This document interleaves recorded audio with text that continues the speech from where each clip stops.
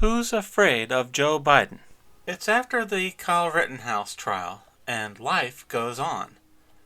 Kyle Rittenhouse was found not guilty on all counts, and everyone is going back to their normal lives. President Joe Biden has returned to assaulting small children.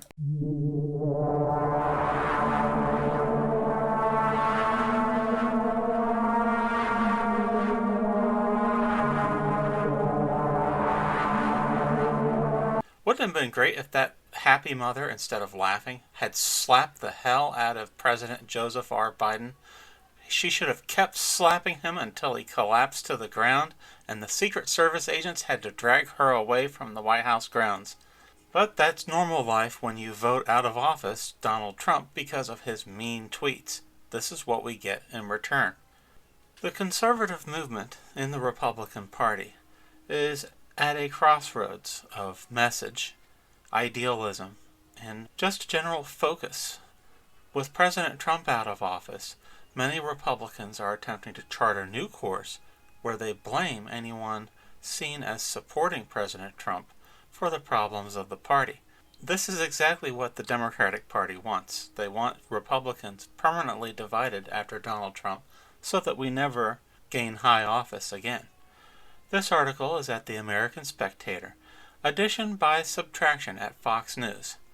There's a certain brand of weak-sauce conservative pundit, many of whom have populated the airwaves of cable news channels which depend for its sustenance on remaining acceptable to those who are not conservatives.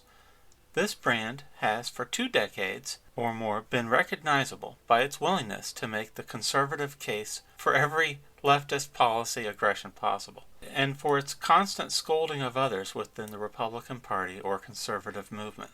We've moved on from corporate-funded acceptable conservatism, and we've moved on from allowing the left's paid liars, who show us exactly who they are in the Kyle Rittenhouse case, and before that, the Trump-Russia collusion debacle, to define what we're entitled to believe.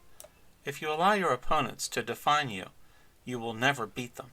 Earlier this month, Tucker Carlson of Fox News produced a 3-part documentary titled Patriot Purge, covering the events during and following the January 6th protest at the U.S. Capitol. 2 main themes emerged from the documentary series. First, that there was a government role in fomenting the January 6th protests into something which could be weaponized against those viewing the conduct of the 2020 presidential election suspiciously.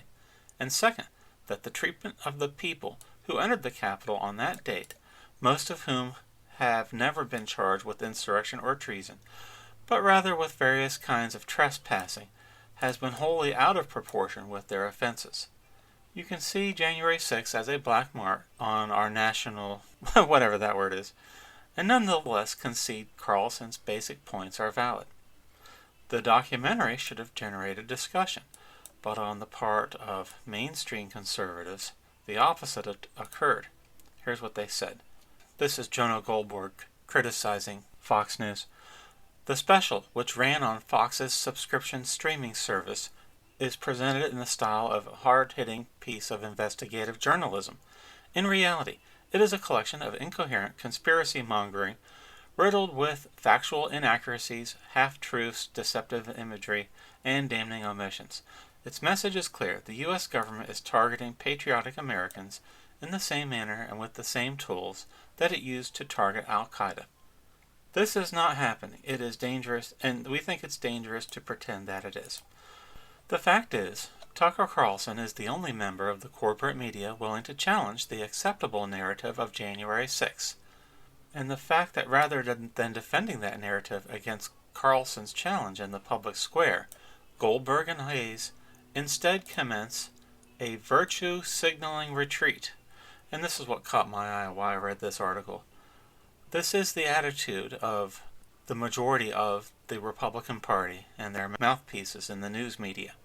By conducting a virtue-signaling retreat, they ensure the Democratic Party will rule this country uncontested for the next 50 years. And there are many conservatives who are happy with that. They define conservatism as something that they do on the sidelines of history, while the rightful rulers of our country the Democratic Party and the progressive left rule uncontested with only minor nitpicking from the sidelines as Republicans remain out of power in all forms as the Democrats set our national and cultural agenda. This is the attitude of Republicans that have quit the national debate.